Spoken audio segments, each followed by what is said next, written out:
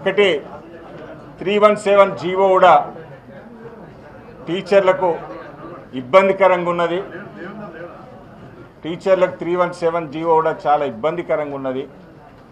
దానివల్ల దాన్ని మోడిఫికేషన్ చేయాలి. ఎందుకంటే నా పక్కనే సిస్టర్ ఉంటుంది, మా పక్కిల్లే అమ్మాయి ప్రమోషన్ తీసుకున్నది. ప్రమోషన్ తీసుకోవడమే నేరం కింద తీసుకుపోయి నిజామాబాద్ లేచిళ్ళు. అంటే ప్రమోషన్ ఫర్ పనిష్మెంట్ అన్నట్టున్నది 317 జీవోను. దీన్ని దయచేసి గవర్నమెంటు పునరాలోచించి దాన్ని ఎలా మోడిఫికేషన్ చేయాలని ఆశిస్తూ నాకు అవకాశం కల్పించాలని ఉపాధ్యాయ సోదరి సోదరుమణులను కోరుకుంటూ Warangal, Nalgonda, Khammam MLC teacher MLC ఎన్నికల్లో ఇండిపెండెంట్ అభ్యర్థిగా ముందుకు వస్తున్నా. మీ వాడిగా టీచర్ సమస్యలు తెలిసిన వాడిగా, విద్యార్థుల సమస్యలు తెలిసిన వాడిగా, స్కూల్ సమస్యలు తెలిసిన వాడిగా మీ ముందుకు వస్తున్నా.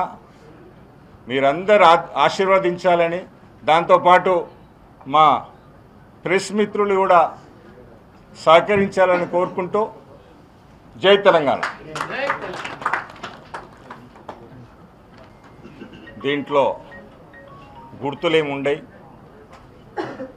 ప్రిఫరెన్షియల్ ఓటే. నేను మాత్రం స్వయంగా ఇండిపెండెంట్గా టీచర్స్, లెక్చరర్స్ సపోర్ట్తో, అన్ని వర్గాల సపోర్ట్తో 100% ఇండిపెండెంట్గా వస్తున్నా. అదే కాదు, నాకు మద్దతు పలికే పార్టీలు ఎవరైనా ముందుకు వస్తే వారి సపోర్ట్ తీసుకోవడానికి వెనకకు పోను. కానీ నా ఉద్దేశం మీ అందరికీ తెలుసు. లాస్ట్ 3 times కూడా గ్రాడ్యుయేట్ ఎమ్మెల్సీ పోటీలో ప్రయత్నం చేసిన. కానీ ఇప్పుడు మాత్రం ఇండిపెండెంట్గా మీ అందరి ముందటికి వస్తున్నా. మీరందరూ సహకరించాలని కోరుకుంటున్నాను. ఫస్ట్ ఇప్పుడు పాస్ మోడ్లో ఉన్నా, బయటికి వచ్చే మాట్లాడుతున్నా. ఓకేనా?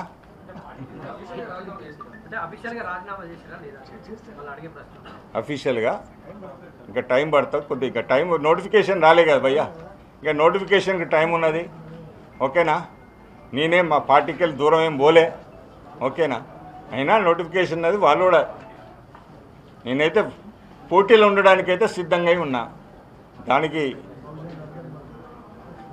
పార్టీ తరఫుకి వెళ్ళి ఏమొస్తుంది ఏంటి అని ఆలోచిద్దాం.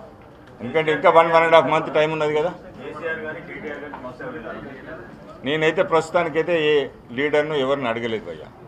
ప్రస్తుతానికైతే మా ఆత్మ బంధువులందరూ ఒత్తిడి ఉండాలి కాంటెస్ట్లో ఎట్టి పరిస్థితుల్లో ఉన్నప్పుడు నేను రావడం జరిగింది.